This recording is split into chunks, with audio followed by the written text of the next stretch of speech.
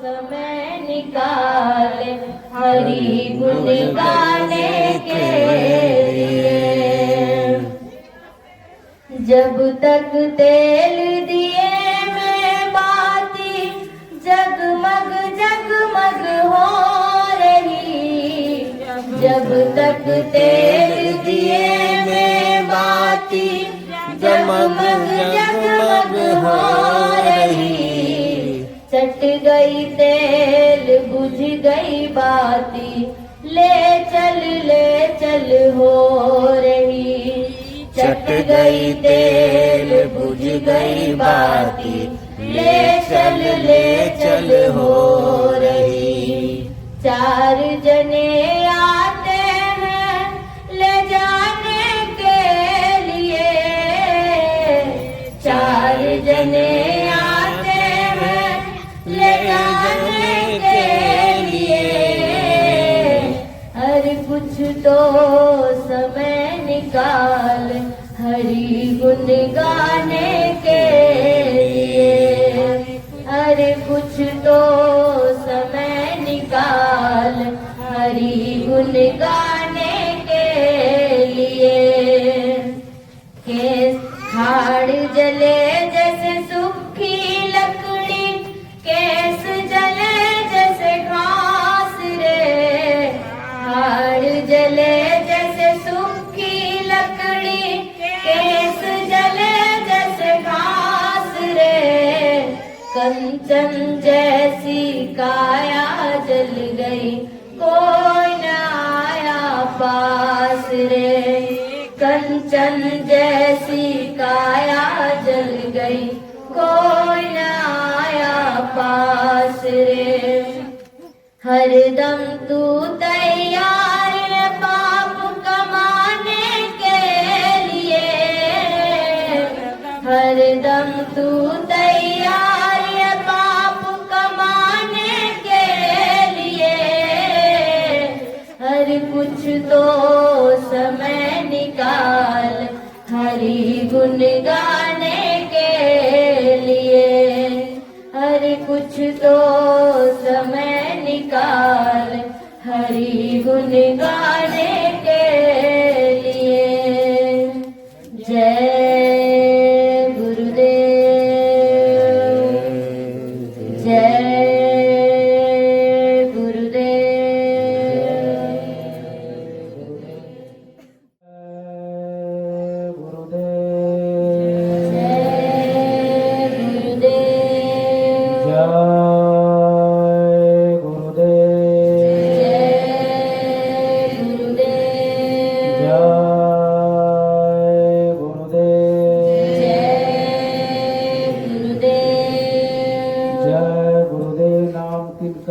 प्रभु का पावन नाम, जय गुरुदेव। परमात्मा का सच्चा नाम, जय गुरुदेव। जन जन में शांति लाने वाला नाम, जय गुरुदेव। जीते जी ईश्वर देवता से मिलाने वाला नाम, जय गुरुदेव। जीते जी मोक्ष मुक्ति दिलाने वाला नाम, जय गुरुदेव। कलयुग का जागृत नाम। जय गुरुदेव।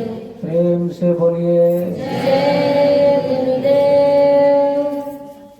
परम पूज्य स्वामी जी महाराज, इनके चरणों में कोटि कोटि प्रणाम। एवं यहाँ पर उपस्थित सभी सत्संगी प्रेमी भाई बहनों, आप सबको मेरा सादर जय गुरुदेव।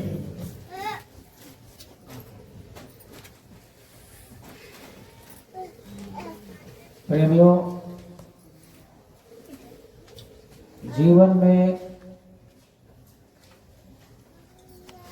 सत्संग का मिलना बड़ा ही आवश्यक है। और सत्संग ही एक ऐसा सार है, एक ऐसा साधन है जिससे हमारा मानव जीवन को संवारा जाता है, सजाया जाता है। मानव जीवन का सही लक्ष्य क्या है, मानव जीवन का सही उद्देश्य क्या है, ये हमको सत्संग के माध्यम से ही ज्ञान होता है। जिस प्रकार से ड्राइवर का अगर सही दिशा ना हो, सही ज्ञान ना हो, तो नशे की अवस्था में रहे, रास्ते का ज्ञान ना हो, तो दुर्घटना का खतरा बना रहता है। उसी तरह से हमारा जीवन का लक्ष्य सही ना हो, जीवन का ज्ञान ना हो, तो जीवन अंधेरे में भटक जाता है और हमारा मानव जीवन जिस उद्देश्य से परमात्मा ने दिया है उस उद्देश्य की पूर्ति नहीं हो पाती। इसलिए मानव जीवन में ऐसा परमात्मा ने हमको आपको सुविधा दिया है जिसके माध्यम से हम अपने मानव जीवन को सुंदर तरीके से जीने का सारा सुख सुविधा जो है परमात्मा ने हमको आपको दिया है। परंतु अज्ञानतावश इंसान गलत रास्ते में चला जाता है और अपने मानव जीवन को पशु जैसा जो है व्यतीत करता है। ये बड़ी ही विडंबना की बात है, बड़े ही अफसोस की बात है कि 5 तत्वों से पूरे होते हुए भी, सर्व गुण ज्ञान संपन्न होते हुए भी प्राणी उस चीज को उपयोग नहीं कर पाता है। उसी तरह से जिस तरह से कंजूस व्यक्ति के घर में धन तो अपार होता है, लेकिन धन की मोह ममता के कारण उस धन का उपयोग न करके और उसके विषय में केवल चिंतन करते हुए अपना ये अनमोल मानव जीवन को खो देता है और अंतिम में वो धन भी उसका कोई काम नहीं आता है। उसी तरह से हमारे आप के अंदर में, इस मनुष्य जीवन के अंदर में अपार खुशियां भरी हुई है, अपार आनंद भरा हुआ है, लेकिन हम उस आनंद और सुख के तरफ कभी जाते नहीं है। असली सुख किसमें है इसकी कभी खोज नहीं करते। हम ऐसे चीजों में सुख का खोज करते हैं जिन चीजों में सुख है ही नहीं। महापुरुषों ने अपने सारा जीवन सच करके और तपस्या करके, योग करके और अपने जीवन में सारा चीजों को जो है खोजबीन करके और उन्होंने साफ साफ हमारे आप के बीच में बड़े बड़े ग्रंथ के रूप में बना करके रख दिया। सबसे बड़ी बात यह है कि आज हमारा जीवन इतना व्यस्त हो गया है कि इन सारी चीजों को समझने का फुर्सत ही नहीं मिलता, न किसी से सुनने की फुर्सत मिलती है। क्योंकि महापुरुषों ने लिखा है कि भक्ति सकल सुख खानी और बिन सत्संग पावे न प्राणी। इंसान का अगर सच्चा सुख कहीं छिपा हुआ है तो वो भक्ति में है, और भक्ति का मार्ग हमको मिलता है सत्संग में। जिस चीज से शांति और सत्संग का, जिस चीज से शांति का संदेश मिलता है, जिस चीज से जरिया मिलता है, इंसान उसी से दूर भागता है। अभी आप देखिए, यहाँ पर अगर मन का खुराक मिलता, मन का खुराक मतलब जैसे डांस होता, गाना होता, फिल्मी गाने चलते और बहुत सारे ये होते, तो अभी यहाँ पांव रखने की जगह नहीं मिलती। लेकिन मालिक का सत्संग, मालिक के विचार, अच्छे विचार, मानव जीवन का उद्देश्य, हमको कैसे जीना है, हमको कैसे रहना है, हमारा समाज में कैसा करनी होना चाहिए, कैसे घर में व्यवहार होना चाहिए, इन सारी बातों को के विषय में अगर आप किसी को बताओ तो उनसे वो दूर भागते हैं। यही कारण है कि आज मानव जीवन का अस्तित्व धीरे धीरे जो है बिल्कुल बिखरता जा रहा है। मानव का एक दूसरे से प्रेम धीरे धीरे खत्म होता जा रहा है। मानव इतने स्वार्थी हो रहे हैं, जबकि इस संसार में, इस तीनों लोक में, पूरे सृष्टि में सबसे जो है बेशकीमती मानव जीवन को माना गया है और सबसे मुख्य आधार और सबसे उच्च कोटि का योनि जो है मानव योनि को माना गया है। लेकिन हमारी प्रवृत्ति पशु से भी बदतर होती जा रही है।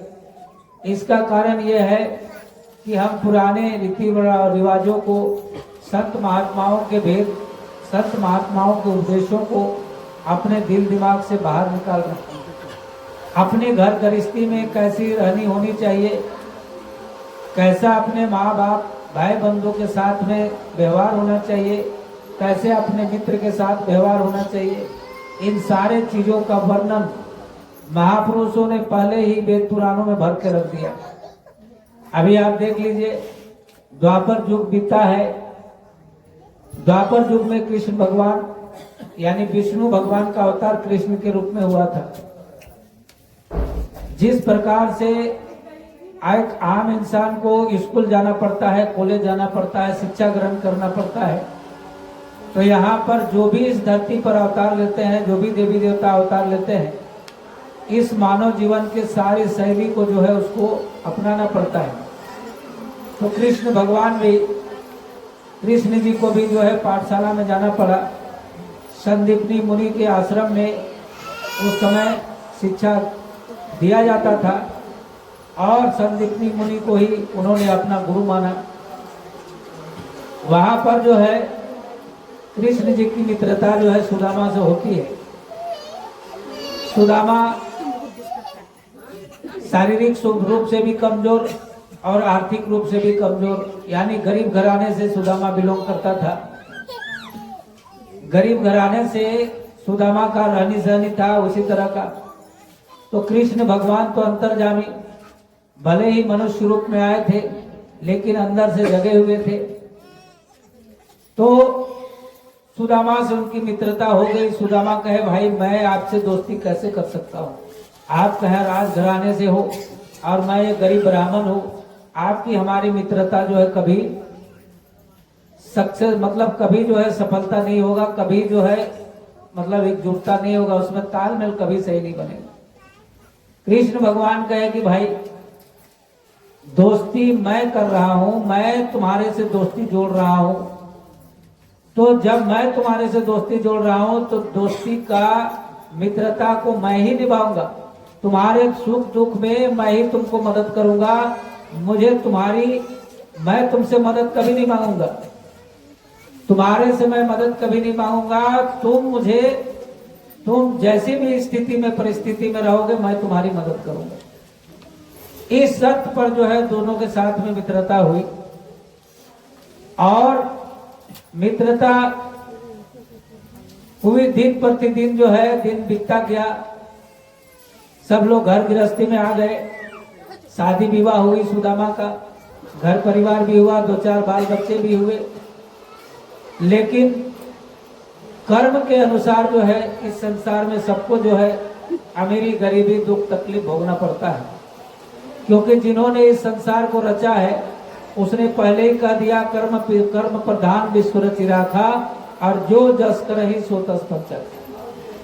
इस संसार में जो भी आया है उसको अपने कर्मानुसार सुख और दुख उसको मिलना ही मिलना है। हमारे जीवन में कभी दुख तकलीफ आता है तो हम अपने जीवन को पूरा खंगालने लगते हैं कि आखिर कौन सा ऐसा गलती की जो इस तरह का आया। तो सबसे पहले देखते हैं कि भाई ये अगर किसी ने कह दिया अरे तुम्हारा घर ठीक ठाक पहले चलता था, घर में जो है तुम बलि बकरा देता था, मुर्गा मुर्गी का बलि देता था, भूत पूजा करता था, तब तो बहुत अच्छा तुम्हारा घर परिवार चल रहा। लेकिन जब से जो है तुम इस सत्संग में आ गए, शाकाहारी बन गए, खाना पीना छोड़ दिया, तभी से तेरा मुसीबत जो है शुरू हो गया। जाता है कि ये बात पता नहीं सही है कहा है, सत्संग में आए, सत्संग में आने से इतना बुरा नतीजा होता है। तो सबसे पहले जो है जो अच्छा काम हम कर रहे हैं, जो सत्संग कर रहे हैं, जो अच्छे मार्ग पर चल रहे हैं, उसी पर पहले फोकस जाता है। और बहुत सारे ऐसे सत्संगियों का मैं उदाहरण आपको बताऊंगा जिनके घरों में इस तरह का परिस्थिति आया तो सबसे पहले उसने ध्यान भजन सुमिरन छोड़ दिया। गुरु महाराज ने कहा कि तुम्हारे जीवन में मुसीबत 1000 है, लाख मुसीबत है, लेकिन उसका समाधान मात्र एक है और वो है भजन। इसका मतलब गुरु महाराज झूठे हैं। अगर गुरु महाराज झूठे हैं तो भाई किस आधार पर आपने गुरु धारण किया? तो हमको बातों पर विश्वास रखना है, गुरु के बातों को अपने जीवन में उतारना है। प्रेमियों, जो भी दुख तकलीफ आता है ये हमारे कर्मानुसार आता है। अब आप जो कर्म आप देख रहे हो, आप जो अपने जीवन शैली को ताक रहे हो, झांक रहे हो, ये सिर्फ इस जन्म का है। तो महाराज ने कहा कि जब से तुम इस धरती पर आए हो और जब से तुमने इस धरती पर जन्म लिया, कितने बार जन्म लिया, क्या किया, किस किस जोनी में जन्म लिया, इसका तुम्हें कोई पता नहीं है। और सारे जन्मों का कर्म जो है इकट्ठा है। और जब तक तुम इस शरीर में रहोगे, जब तक इस सृष्टि में रहोगे, इस काल के घेरे में रहोगे और उस कर्म को काटने का कोई युक्ति, कोई जतन नहीं करोगे, तब तक उसी आधार पर तुम्हारा प्रारब्ध बनेगा और प्रारब्ध के अनुसार ही तुम्हारा जन्म भी होता रहेगा। प्रेमियों, ऐसा ही जो है सुदामा के साथ में हुआ। उनका मित्र जो है द्वारिकाधीश बन गए, लेकिन ये जो है खाने पीने के लिए जो है लाले पड़ने लगे। कपड़ा लता तो दूर की बात है, एक तो वक्त रोटी मिलता था तो दूसरे वक्त खाने के लिए उनको सोचना पड़ता था। इतनी गरीबी होते हुए भी वो रात दिन जो है कृष्ण भगवान का नाम का जाप किया करता था। जब घर में परिस्थिति आती है, दुख मुसीबत आता है, तो जैसा कि आपको मैंने कहा कि अच्छा काम जो है सुहाता नहीं है, भगवान का भजन सुहाता नहीं है। ऐसे ही जो है उसके घर में भी होता था।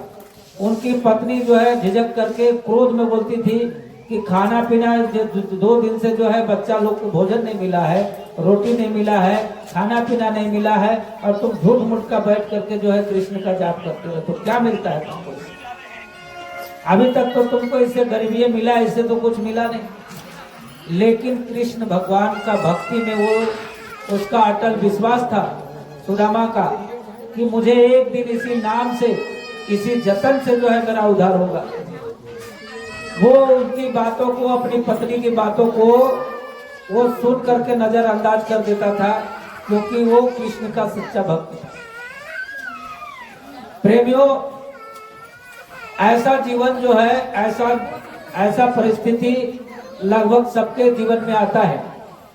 लेकिन कहते हैं कि जो अजर अमर अस्थाई है, जो चीज शाश्वत है, उस विचार को कभी भी जो है हमारे दिल दिमाग से उसको उतारना नहीं चाहिए। भक्ति जो है, भक्ति मार्ग जो है, वो हमारे जीवन का परम लक्ष्य है। कभी भी जो है भक्ति मार्ग से विचलित नहीं होना चाहिए। दुख मुसीबत आता है और जाता है। जिस प्रकार से आप देखते हो कि ऋतु में जो है आती जाती है, ठंडी के बाद में जो गर्मी आएगा, गर्मी के बाद फिर बरसात आएगा, ये सिलसिला चलता ही रहता है।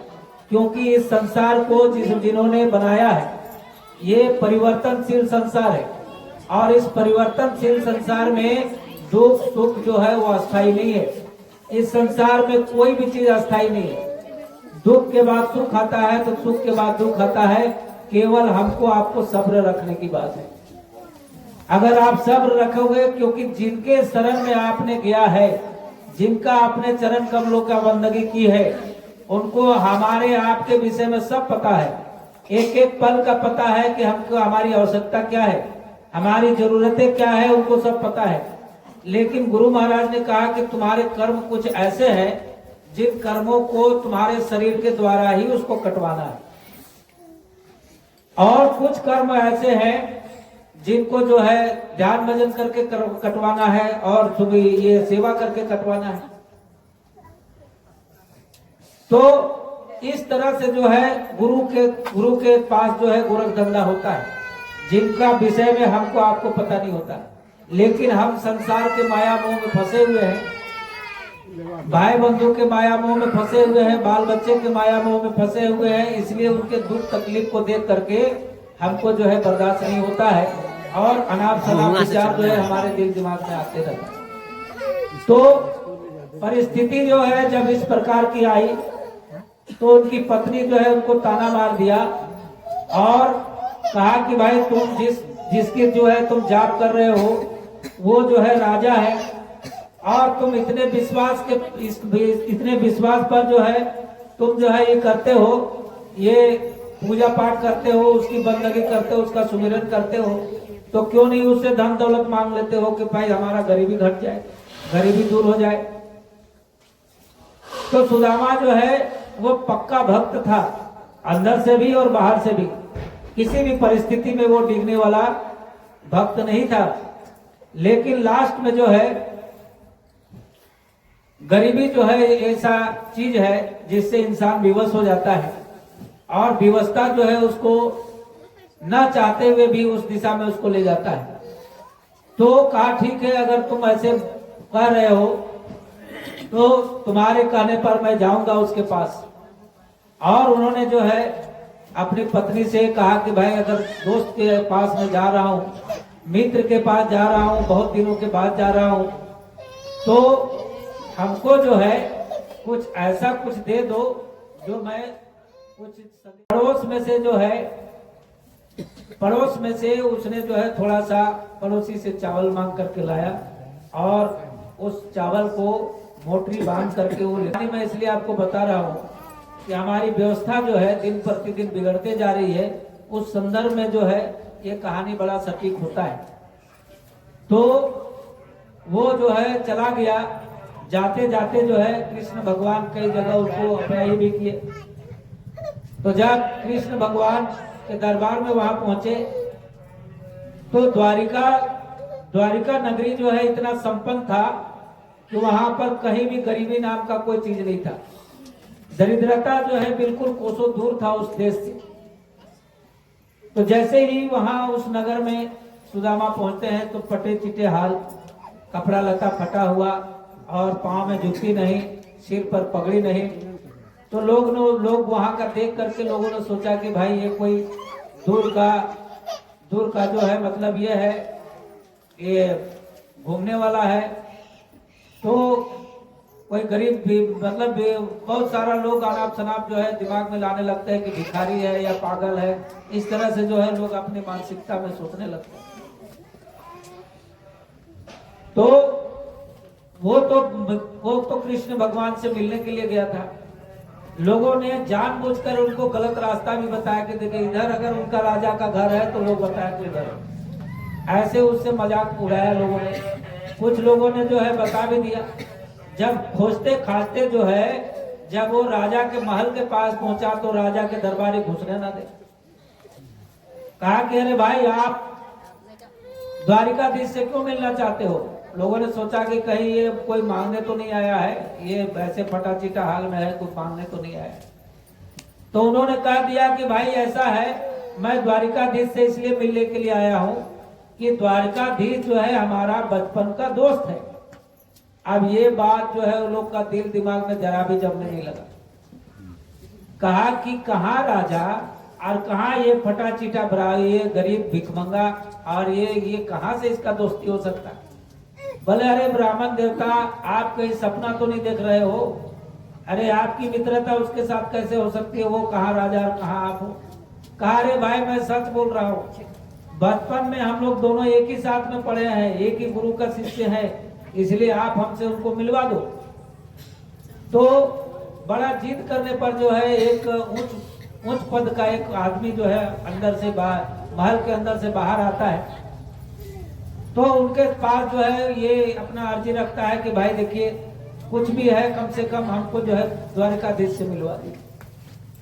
तो कहा ठीक है भाई। उनका जो सेनापति था, जो सेना का संचालन करता था, जो पहरेदार का सबका इंचार्ज था, उसको बोला भाई एक काम करो, तुम जाओ कृष्ण भगवान के पास, द्वारिकाधीश के पास, और जा करके इनका संदेशा बता दो और बता दो कि भाई इस नाम का एक व्यक्ति जो है बाहर में खड़ा है गेट में और आपसे मिलना चाहता है।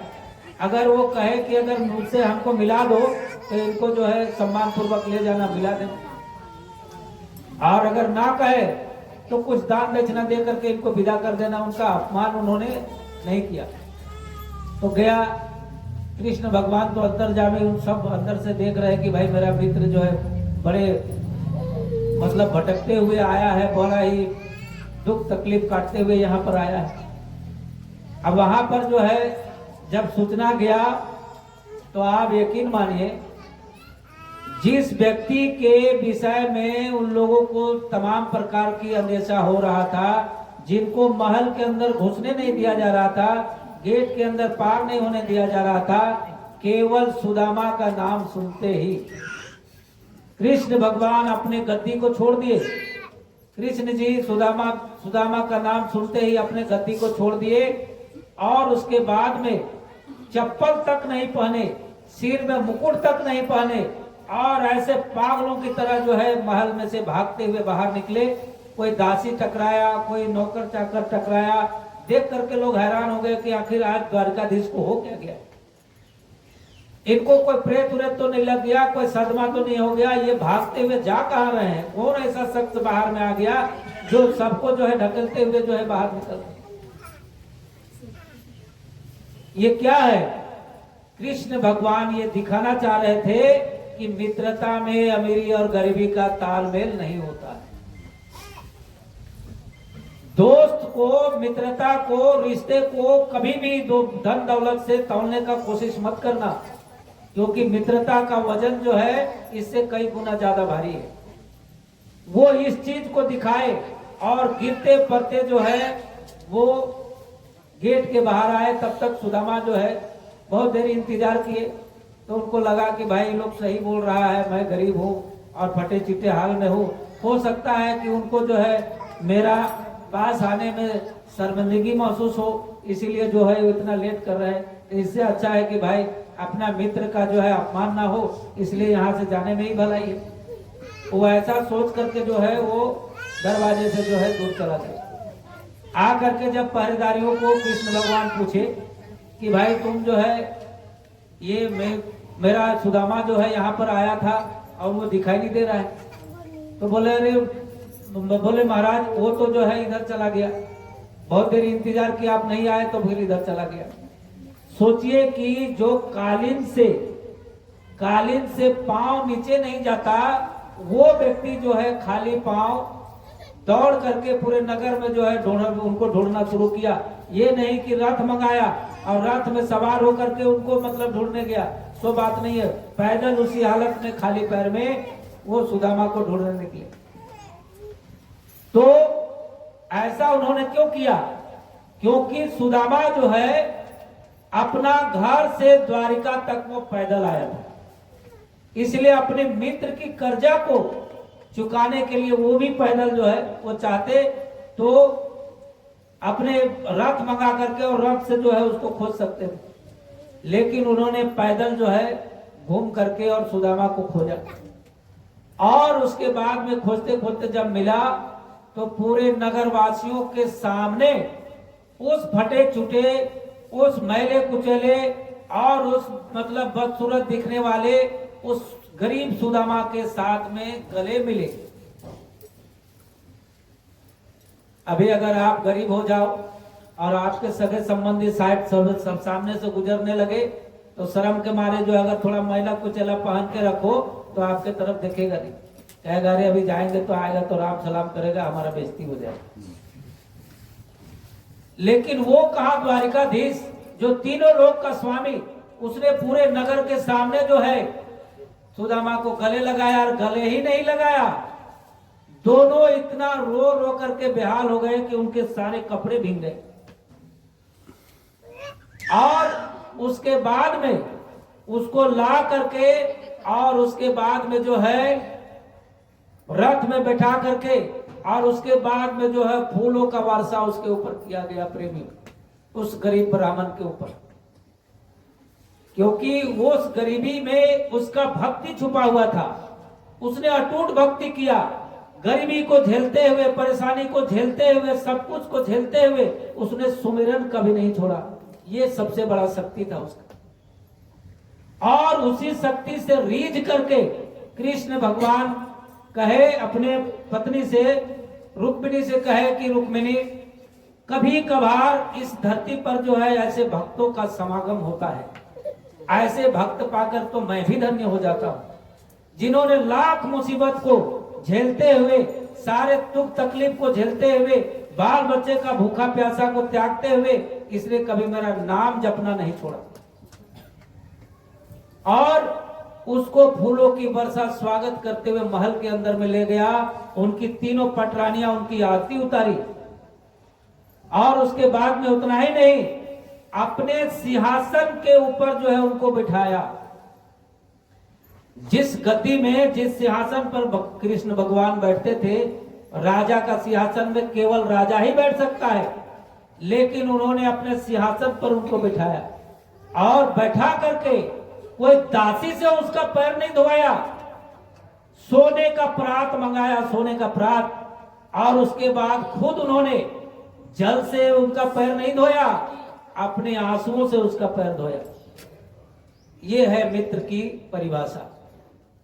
कृष्ण भगवान ये दिखाना चाह रहे थे कि मित्रता ऐसी होती है, और उन्होंने पूरे आंसुओं से जो है उनके पैर को धोए, और अपने घर से द्वारिका तक आने में, क्योंकि उनका पैर में जुतियां नहीं थी, जिसके वजह से सारे जंगल झाड़ में चलते हुए इतने कांटे थे जिसका कोई हिसाब ही नहीं है। पूरे पैर जो है लहलहान हो गया था, और अपने से कांटा निकाल करके, और उसके बाद में कृष्ण, तो हमारा जीवन जो है पशुता जो है समान हो जाता है।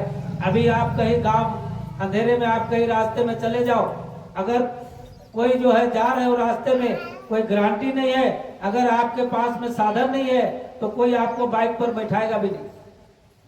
किसी को ऐसे हाथ दो, कहो कि भाई मुझे थोड़ा सा दूर लेते जाओ, कहेगा अरे भाई पता नहीं तुम चोर है कि क्या है, मैं बैठा लूं तुमको और पीछे से तुम चाकू मार के मेरा बाइक छीन लो। तो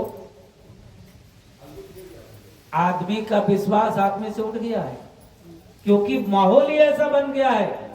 अगर आप साधु प्रवृत्ति हो, क्योंकि दुनिया का दस्तूर ऐसा है कि आप जिस प्रवृत्ति का हो आपको सारा दुनिया वैसे ही दिखाई देगा। एक साधु जो है सोचता है कि ये सारा दुनिया के जितने लोग हैं सब साधु है, और एक चोर जो है वो चोर सोचता है कि अरे सब चोरे बेईमान है, कोई यहाँ शरीफ थोड़ी है, हम जैसे वैसे सब है, तो सबको वही दिखाई देता है।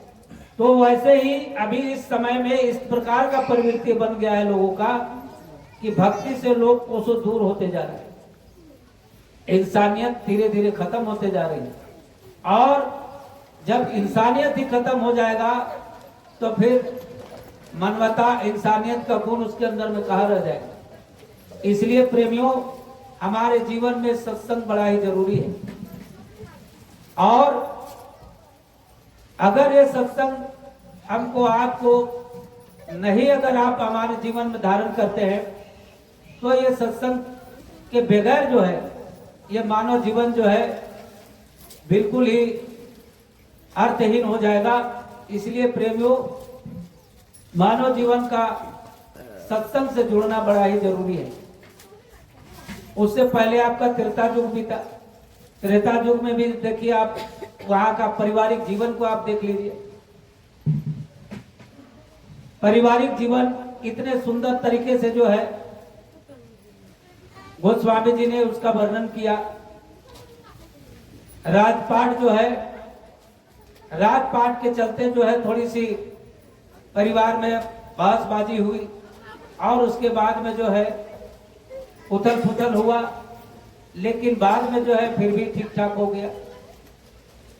अभी के समय में अगर पिता अगर किसी को आदेश दे दे कि भाई तुम मेरा घर बार जो है छोड़ दो, जगह जमीन छोड़ दो, रुपया पैसा मेरा दौलत जो है छोड़ दो, और तुम अपने तौर तरीके से जो है तुम अपना जीवन व्यतीत करो, तो बेटा का दिमाग में आएगा ये बाप तो मेरा बाप नहीं है, ये तो मेरा शत्रु है, और उसको जो है उसको जो है मौका ढूंढेगा कि कब जो है इसका मैं खलास करूं। लेकिन त्रेता युग में देखिए, जब आदेश हुआ पिता का राम को, तो श्री राम जो है 14 वर्ष का वनवास के लिए तैयार हो गए, और उसके बाद में जो है जरा सा भी अपने पिता से उन्होंने ये डिस्कस नहीं किया कि पिताजी मैं तो जीवन भर महल में रहा हूँ, और जीवन भर जो है मैं महल का सुख भोगा हूँ, अब मैं जंगल में जो है मैं कैसे मतलब ये कर पाऊंगा, जंगल का जीवन में कैसे जी पाऊंगा, 14 वर्ष में कैसे बिताऊंगा। लेकिन उन्होंने सिर्फ आदेश का पालन किया, और जैसे ही आदेश हुआ उन्होंने तुरंत जो है राजसी वेशभूषा त्याग करके, और उसके बाद में जो है वो जंगल के लिए रवाना हो गए। जंगल के लिए रवाना हो गए, और जंगल में ऐसी दशाओं से गुजरे जिसका वर्णन नहीं किया जा सकता, जो कि मखमल के गद्दी में सोने वाले, फूस घास फूस का बिछौना में सोए, और महल के नीचे रहने वाले पेड़ के नीचे सो करके बिताए। इस तरह से 14 वर्ष जो है उन्होंने बिताए। तो जितने भी महापुरुष इस संसार में आए, हमारे मानव जीवन का क्या ये होना चाहिए, उस पर पूरा जो है वर्णन करके बड़े बड़े वेद पुराण, बड़े बड़े ग्रंथ जो है लिख करके गए। लेकिन आज उस चीज को सुनाने वाला भी नहीं, और सुनने वाला भी नहीं, मानने वाला भी नहीं। इसीलिए धीरे धीरे धीरे आज लोगों का चरित्र जो है इतना बिगड़ता जा रहा है कि आपके कल्पना से परे है। देखिए, जब वो जंगल में प्रवेश करते हैं तो जंगल का देवी जो है बड़ा खुश होकर के उनका स्वागत करती है, कहती है कि मेरा हो भाग्य जो आज आपके चरण कमल पड़े। तो वहां पर कृष्ण भगवान, ये रामचंद्र जी जो है वो देवी माँ से जो है प्रार्थना करती है कि देखिए, मैं तो किसी तरह से कांटा कुसा में पैदल चल करके यहाँ तक आ गया, लेकिन आपसे मेरा एक ही प्रार्थना है कि मैं जिस रास्ते से आया हूं, या मेरा छोटा भाई भरत जिस रास्ते से आएगा, उस रास्ते का जो है कांटा को जो है आप हटवा दीजिए। तो कहा, प्रभु आप तो उस कांटे से होकर के आए, अब उस कांटे की चिंता आपको क्यों है? तो कहा, मुझे चिंता इसलिए है, मुझे अपनी परवाह नहीं है, मेरे पैर में कांटे चुभ गए इसकी मुझे परवाह नहीं है, मुझे उसकी परवाह है जब उसके पैर में जब कांटा चुभेगा, मेरे भरत के पैर में जब कांटा चुभेगा, तब उसके हृदय में जो मतलब जो भावना उत्पन्न होगी, तब उसका सोच में जो परिवर्तन होगा, ये आप समझ नहीं सकते। कहेगा, हाय रे हमारी दुर्गति, मेरा भैया जो है, मेरा देवता समान भैया ऐसे कांटों से गया। वो अपने आप को जो है, अपने आप को मार डालेगा, अपना आत्महत्या कर लेगा, ऐसी का मतलब दुर्दशा को देखकर मुझे उसकी चिंता हो रही है, इसलिए आप उस रास्ते के कांटे को हटा देना। बताइए, इस पॉइंट को आप समझ कि एक भाई जो है उसके लिए जो ये कर रहा है कि अगर वो आएगा और उसके पैर में कांटे चुभेगा, तो वो सोचेगा कि ऐसे रास्ते में मेरा भाई गया जिसको मैं भगवान मानता हूं, जिसके लिए रात दिन मैं जाप करता हूं, उसने गद्दी स्वीकार नहीं किया, बेईमानी से जो है उसकी माता जी ने गद्दी पर बिठाने का कोशिश किया, लेकिन वो अपने बड़े भाई को भगवान मानता था। बड़ा भाई तो मानता ही था, लेकिन पिता से भी बढ़कर के उनको मानता था। तो मुझे उसकी चिंता है कि जब वो आएगा यहाँ पर, तो उसके पैर में जब कील पड़ जाएगा, चुभ जाएगा कांटा, तो उसकी जो दुर्गति होगी, उसकी जो भावनाओं में परिवर्तन होगा, वो अपने आप को कभी माफ नहीं करेगा। इसलिए आप जो है उस रास्ते को, उस रास्ते में जो कांटे हैं उसको आप हटा दें। ऐसे ऐसे पॉइंट जो है गोस्वामी जी ने इस रामचरितमानस में लिखा है और ये किया है कि वैसे अगर हम अपने जीवन को ये कर ले, तो कभी भी किसी भी गृहस्थी में, किसी भी घर में जो है लड़ाई झगड़ा नहीं होगा। और एक बहुत सुंदर दृश्य आता है, जब माता सीता का हरण होता है, तो माता सीता जो है उस समय जब कोई सहयोग करने के लिए नहीं पहुंचता, क्योंकि पुष्पक विमान में जो है रावण उठा करके ले जाता है, आकाश मार्ग से ले जाता है, तो वो पहचान के लिए जो है अपने जेवर को और उसके बाद में जो है जो भी अपना पहनी हुई थी उस सब को जो है खोल करके और एक मोटरी में जो है नीचे फेंकती है। उस मोटरी को जब नीचे फेंकती है तो संजोग से जो है सुग्रीव के जो मंत्री संतरी लोग बैठे हुए थे पहाड़ के ऊपर में, तो लोग के पास में ही गिरता है। तो राम और लक्ष्मण जो है खोजते खोजते खोजते जो है माता सबरी के पास पहुंचते हैं। तो माता सबरी जो है उन लोग का भेद बताते हैं और उसके बाद में वहां पर जो है जाते जाते जब वो लोग वहां पहुंचते हैं सुग्रीव के पास में, तो उस पोटली को जो है सुग्रीव खोल करके उनके बीच में रखते हैं। तो एक एक जेवर को जो है देख करके रामचंद्र जी कहते हैं लक्ष्मण से, लक्ष्मण देखो ये सीता का ये है, ये सीता का बाजूबंद है, तो ये है, ये नाक की बाली है, तो ये अंगूठी है। इस प्रकार से जो है एक एक चीजों का वर्णन करते हैं। अब वहां पर जो है लक्ष्मण बड़े भावुक होकर के कहते हैं कि भैया ना हम जनामी केवरे। वहां पर एक दोहा बड़ा सुंदर बोलते हैं लक्ष्मण जी, कहते हैं ना हम जनामी केवरी ना हम जनामी कुंडले नुपुरे तो ही जनाभी नित्यम पदाभि वंदना। कहने का मतलब यह है कि भैया मैं ये कान की बाली को नहीं पहचान सकता, मैं ये मांग टिकिया को नहीं पहचान सकता, मैं गले का हार को नहीं पहचान सकता। हाँ, मैं इस पायल को पहचान जरूर सकता हूँ, क्योंकि रोज सुबह सुबह मैं अपने भाभी का चरणों का वंदना करने के लिए जाता था, तब मैं भाभी के पैरों में ये पायल देखा था, तब मैं ये पायल को देखा था अपने भाभी के पैर में, क्योंकि मैं पैर के अलावे भाभी का पैर के अलावे मैंने उनका मुख कभी देखा ही, इसीलिए उनके जेवरों को मैं नहीं पहचान सकता। कुर्तियां जो है, सारे बेविचार जो है, सारे मतलब कुकर्म जो है, इसलिए हो रहा है कि हम सत्संग से दूर हो गए, महापुरुषों की बातें से दूर हो गए, महापुरुषों के बातों से दूर हो गए, उनके विचारों से दूर हो गए।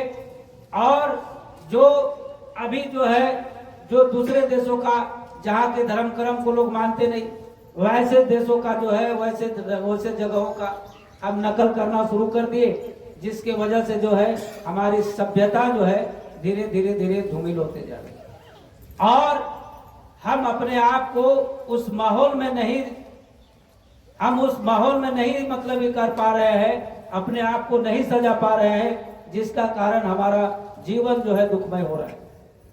इसलिए प्रेमियों, महापुरुषों की बातों को अपने जीवन में उतारना ही सत्संग है। और अगर सत्संग में आप आते हो, सत्संग में आप जुड़ते हो, तो आपका कम से कम इन बुराइयों से जो है आप छुटकारा जरूर पाओगे। तो जब जब इस धरती पे जो है अत्याचार होता है, जब जब इस धरती में बेविचार फैलता है, तो कहते हैं जब जब हुए धर्म की हानि तब तब धरे प्रभु मनुष्य शरीरा। भगवान जो है मनुष्य रूप में ही आते हैं, भगवान अपने रूप में नहीं आते, क्योंकि मनुष्य रूप में इसलिए आते हैं क्योंकि मनुष्य की भाषा मनुष्य ही समझ सकता है। और वो 5 तत्व में इसलिए आते हैं कि 5 तत्व में जो आते हैं वो 5 तत्व की भाषा को समझते हैं। और आप उस 5 तत्व को आप देख सकते हो, जो चेतन रूप है, जो लीन रूप है, जो सूक्ष्म रूप है, उस रूप को आप इस भौतिक आंखों से नहीं देख सकते। इसलिए हमारे आपके बीच में जब वो आते हैं तो हमारे आपके जैसा ही शरीर धारण करके आते हैं, और उसके बाद में आकर के और हमारे आपके जो भक्ति के मार्ग में चलते हैं, जो सच्चाई के मार्ग में चलते हैं, जो नेकी के रास्ते में चलते हैं, कहते हर ही सज्जन शोक पीड़ा।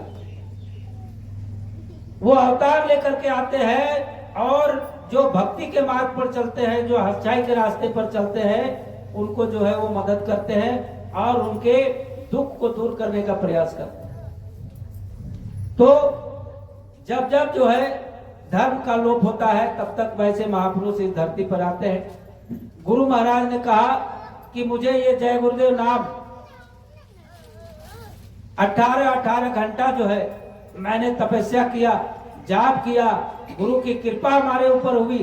और जब मैं वहां पहुंचा उस सत्य देश में, सतलोक में, तब मुझे जो है वहां से स्पेशल जो है ये आदेश मिला कि भाई इस कलयुग में चारों तरफ बेविचार फैल रहा है, लोग धर्म से विमुख हो रहे हैं, जो लोग धर्म के रास्ते से हट रहे हैं, तो तुम ये नाम का एक आधार लेकर के जाओ, ये नाम का जहाज लेकर के जाओ और इस नाम का चारों तरफ प्रचार करो, पूरे मृत्यु लोक में जो है इसका प्रचार करो। बताओ कि इस कलयुग में ये जय गुरुदेव नाम ही तुम्हारा कल्याणकारी है। ये जय गुरुदेव नाम का जहाज में अगर जो सवार हो जाएगा वो अपना घर पहुंच जाएगा। तो जब गुरु महाराज इसका प्रचार किए, तो हम लोग भी जब प्रचार में जाते थे पहले, आज से करीब 20-25 साल पहले, तो इसी नाम का प्रचार करते थे। तब शाकाहारी का प्रचार कम हुआ करता था, शाकाहारी की चर्चा थोड़ी बहुत कम होती थी, लेकिन नाम का प्रचार जबरदस्त होता था। जंगल झाड़ में कई बार ऐसे हम लोगों ने जंगल में, पहाड़ में घूमते हुए पेड़ के नीचे जो है विश्राम किए, घर बार जो है, एक बार गुरु महाराज का आदेश हुआ कि बच्चा तुम जा रहे हो प्रचार में, लेकिन किसी गृहस्थ के घर में मत रहना, तुम्हें जैसी सुविधा मिले वैसी सुविधा में रहना, और उसके बाद में जो है इस नाम का प्रचार चारों तरफ करो। यकीन मानो वैसे परिस्थिति में जो लोग उस समय में प्रचार में गए थे, लगभग सबके साथ में कुछ न कुछ घटना हुई थी। और कई दिन ऐसा हुआ जिस दिन की हम लोगों ने पेड़ के नीचे बिताया, और उसके बाद में कभी टूटी फूटी झोपड़ी में गुजारा किए। एक बार जब हम लोग लातेहार में थे तो वहां पर जो है गांव वाले आए, कहे कि भाई यहाँ पर जो है दिन दहाड़े जंगली हाथी आता है, आप लोग यहाँ पर रात्रि विश्राम करने के लिए सोच रहे हैं, ये बिल्कुल भयानक जंगल है, यहाँ पर बड़ा ही खतरनाक मतलब ये है। तो और वो भी घर कैसा, ना तो दरवाजा था और ऐसे बिल्डिंग था जो आधा टूटा हुआ था और आधा जो है बचा हुआ था। तो वहां पर जो है हम लोगों ने खाना पीना बना करके घर के अंदर में विश्राम नहीं किया, बाहर में जो बरामदा था उसी बरामदे में बहुत रिक्वेस्ट किया गांव वाले, लेकिन हम लोगों ने कहा कि भाई हमारा गुरु का आदेश है कि किसी गृहस्थ के यहाँ नहीं जाना है, तो हम लोग नहीं जाएंगे। बचाने वाला वो है और मारने वाला वही है, जिस दिन वो ले जाएगा उस दिन ले जाएगा, हमको जो है उसमें कोई ये नहीं करना है। तो ऐसा सोच करके हम लोग रात्रि विश्राम किए, और रात्रि विश्राम करने के बाद सुबह हुआ, रात भर में एक छिपकली तक नहीं आया। हाथी और बड़े जानवर की तो बात छोड़ दी, एक छिपकली तक नहीं आया। गुरु महाराज ने कहा कि बच्चा, मैं तुम्हारे हमेशा अंग संग रहता हूं, कहते हैं शब्द स्वरूपी संग है कभी ना होते तो, और धीरज धरो चित्त में देखेगा सतम। तुम धैर्य रखो, मेरा संकल्प है कि मैं तुम्हें वो सतलोक दिखा करके रहूंगा, सतलोक तुम्हें पहुंचा करके रहूंगा, और मैं तुम्हारे साथ साथ इसलिए रहता हूं कि ताकि जो है तुम कहीं रास्ते से भटक न जाओ।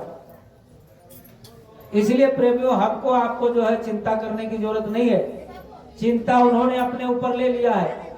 जिस दिन आपने उनके शरण में गया, जिस दिन आपने उनके दिए हुए नाम को धारण किया, उसी दिन जो है आपके जीवन का बागडोर उनके हाथ में चला गया। तो भक्ति का मूल आधार है विश्वास। अगर आपके अंदर में अटूट विश्वास है, आपके अंदर में अटूट श्रद्धा है, आपके अंदर में अटूट भाव है, तो वही भाव, वही विश्वास, वही श्रद्धा जो है आपको जो है मतलब बेड़ा पार लगा देगा, और वो आपको गुरु से मिला देगा। क्योंकि जहां पर विश्वास टूटता है, जहां पर प्रेम टूटता है, जहां पर श्रद्धा की कमी होती है, वहीं पर भक्ति जो है कमजोर हो जाता है। इसलिए परिस्थिति जैसा भी हो, अपने दृढ़ विश्वास को रखना है, मजबूत रखना है, और जब दृढ़ विश्वास आप मजबूत रखोगे, तभी जो है आप अपने जीवन में भक्ति में सफलता प्राप्त करोगे, और तभी आपके भक्ति से गुरु खुश हो जाएंगे। और कहते हैं जब गुरु खुश हो जाते हैं तो दुनिया का सारा संपत्ति जो है आपके झोली में डाल देते। गुरु के पास जो है जो भी चीज रहता है वो अपने शिष्य के आगे जो है वो समझ सब शिष्य की झोली में डाल देते हैं, क्योंकि वो खुद ही पूरे होते हैं, भरे पूरे होते हैं, और जब पूरे परिपूर्ण होते हैं तो उनको किसी चीज की चिंता नहीं होती। इसलिए कहा भी गया है कि गुरु राजी तो करता राजी, और काल क्रम की चले ना बाजी। जिस दिन आपका गुरु खुश हो गया, उस दिन इस सृष्टि को रचने वाला, इन तीनों लोक के जो मालिक है, वो भी आपसे खुश हो जाएगा। और जब आप जाओगे तो आपको देख करके ही आपको रास्ता खोल देगा, कहे ठीक है भैया आप तो जाओ, आपका तो मतलब टिकट बना हुआ, आप जा सकते हो, कोई रोका टेकी नहीं होगा। तो वो टिकट जो आपको, ये नाम का टिकट जो गुरु महाराज ने दिया है, ये ऐसा टिकट है जिसके आगे किसी का बस नहीं चलता। इसलिए प्रेमियों, जो भक्ति आपको मिला है ये बड़े ही भाग्य से मिला है। और आप ये मत समझिए कि हमारे कहने पर या किसी के कहने पर या आस पड़ोस के कहने पर आप बाबा जी के शरण में गए या ये जय गुरुदेव नाम के आपने जीवन में पकड़ा, ऐसी बात नहीं है।